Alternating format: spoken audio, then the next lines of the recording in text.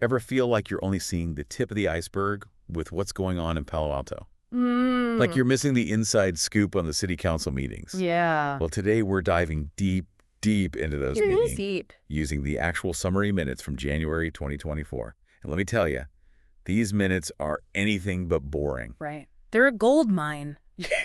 A gold mine of those passions and the Oh, conflicts, yeah. the hopes and anxieties that make Palo Alto what it is. Totally. And we're not just looking at what happened, but reading between the lines. Exactly. Why were these topics chosen? Were there any tensions? How does this all reflect on governing a city as diverse as Palo Alto? And complex. Don't forget complex. Right, exactly.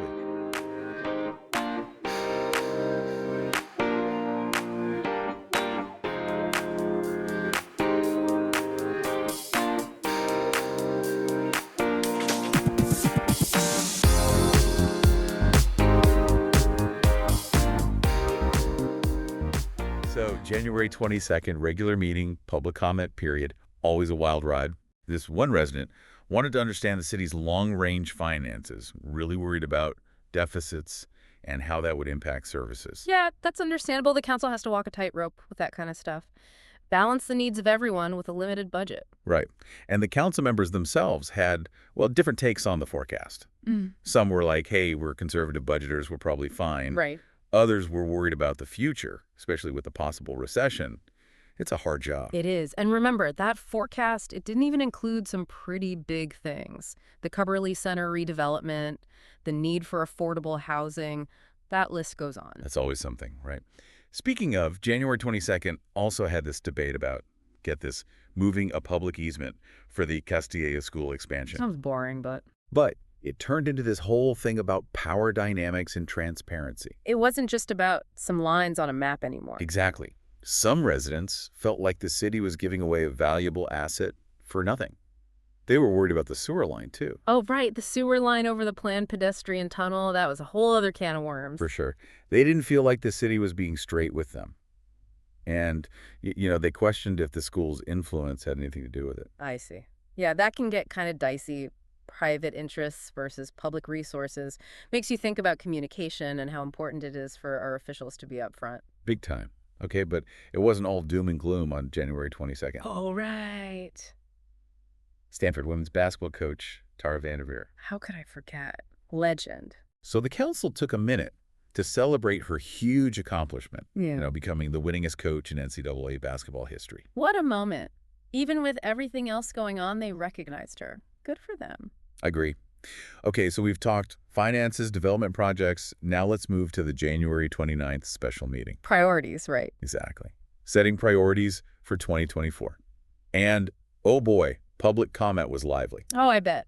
What were people fired up about? Everything. But there was this one moment, really powerful, where someone spoke about the conflict in Gaza. They urged the council to call for a ceasefire. Wow. Yeah, really makes you think about how global issues hit close to home. They do. So what happened? They didn't do a formal resolution, but the whole thing showed how much people here care about a more peaceful world. And that desire for peace, it kind of went hand in hand with other comments about affordable housing, climate change, making Palo Alto welcoming for everyone. Making everyone feel like they belong. Right. And that's where things got interesting. Oh, how so? Well, some council members thought belonging was too vague a concept, hard to define and measure. I can see that. But others, like Councilmember Lithcott-Hames, argued that it's a basic human need to feel safe, accepted, valued. Yeah, that makes sense. She was very passionate, saying that when people don't feel like they belong, it leads to, isolation, division, even hate, which obviously has real-world impacts. Powerful point. So did they add it? They did. Belonging is officially a priority for 2024, along with community health and safety, economic development, climate change, and housing. Ambitious. Welcome back to the Deep Dive, everybody.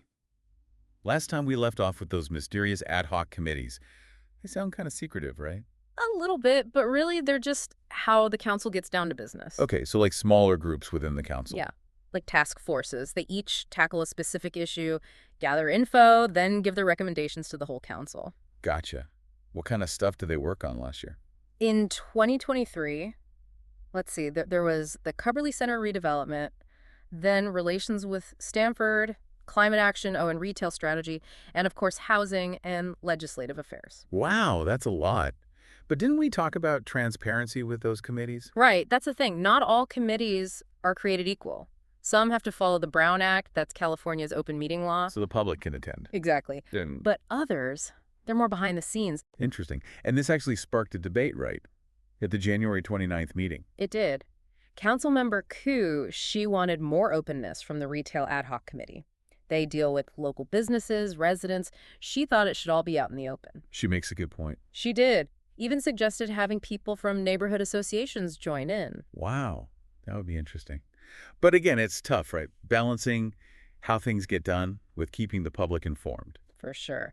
Speaking of keeping the public informed, what about those residents asking about climate initiatives? Oh, yeah. They were like, don't just tell us it's happening, give us details. Rightfully so. They wanted to know the costs, the deadlines, how they're measuring success, all of it. And Councilmember Lithcott-Hames, she had this idea about how to present that information. What was it? She thought they could learn a thing or two from Stanford. Apparently, they have great research on climate communication. Her point was, make it relatable, tell a story, highlight local wins, connect with people emotionally. Much more effective than just hitting them with facts and figures. Totally. And speaking of wins, remember how they celebrated Coach Vanderveer? Hard to forget. Mayor Stone suggested they do something similar, but for sustainability efforts. What, like a competition? Not exactly. More like highlighting residents who are going above and beyond, adopting new tech practices. Oh, I like that. Yeah. Like community ambassadors for a greener Palo Alto. Exactly. But let's not forget, behind all these plans and goals are the people who actually make it happen, city staff. Right. And that's not always easy. It came up during the meeting. Staffing shortages across departments are making it hard to move forward on, well, almost everything. It's a common problem. How do you compete with those big salaries and benefits offered by private companies, especially here where the cost of living is so high? Exactly. So, did they figure out a solution? No miracle cure, but they talked about streamlining the hiring process, maybe even looking into workforce housing. Okay, so recognizing that they need to support their employees. Yes, because without them, nothing else really gets done. True. So we got all these great plans, but how do they pay for it? Ah, yes, the million-dollar question. And this is where the Finance Committee steps in. They're the ones looking at budget proposals, revenue, deciding how to spend the city's money. Sounds like a stressful job. You bet. And they had their work cut out for them at this meeting. There were requests for all sorts of things. Can you give me an example? Well, Councilmember Koo, for one, she was very passionate about fire safety, wanted to make sure all the stations had water trucks, especially with the drought. Can't argue with that. Those recent wildfires are no joke. Exactly. So it's about prioritizing. But then you also had requests for funding the Mitchell Park Place project. That's all about community spaces and expanding programs. Wow, so many tough choices. How do you even begin? That's what we're going to find out. In the final part of our deep dive, we'll see how the council tackled these funding requests, tried to balance all those demands, and tried to make sure they represented what the community actually wants. And we're back for the final part of our deep dive into the Palo Alto City Council. We've gone from a disappearing toilet to, well, how the city spends its money. It's been a wild ride, but that's local government for you.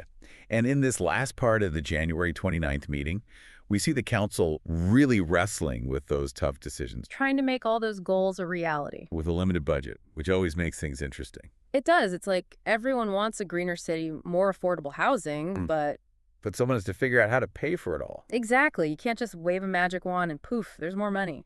And that's where I imagine things get tricky for the council, because they have to prioritize, choose between all these important issues. They do. And it's not just about, crunching numbers. There's a moral aspect to it. Right, making sure resources are used fairly and that everyone's needs are taken into account.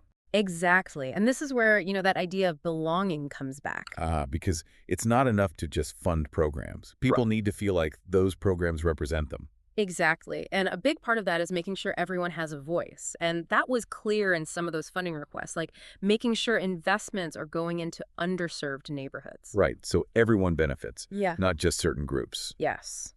And Councilmember Stone, Remember, he wanted to look at how Stanford communicates about climate change. Oh, yeah, to make it more engaging. Right. It's all connected, making sure residents feel heard, like they're part of the process. Definitely. Which brings us back to those ad hoc committees, Yeah. the ones we talked about earlier. Powerful groups, but kind of behind the scenes. And that came up again here. Some council members wanted more transparency, updates to the full council, maybe even open meetings so residents could see what's happening. I can see both sides. Mhm. On one hand, these committees need to be able to do their work, dive into complex issues. But public deserves to know what's going on. exactly. It's a tough balance. Yeah. And I think that's what it all boils down to, finding that balance between getting things done and making sure everyone feels included. Because at the end of the day, what happens in those meetings, it affects all of us living in Palo Alto. So this has been, wow, a crash course in local government. Yes. We hope you found it interesting, maybe even a little inspiring. Yeah. Maybe you'll even attend a meeting yourself. Make your voice heard. Exactly. Because Palo Alto, it's not just a city, it's a community. And we all have a role to play in shaping its future.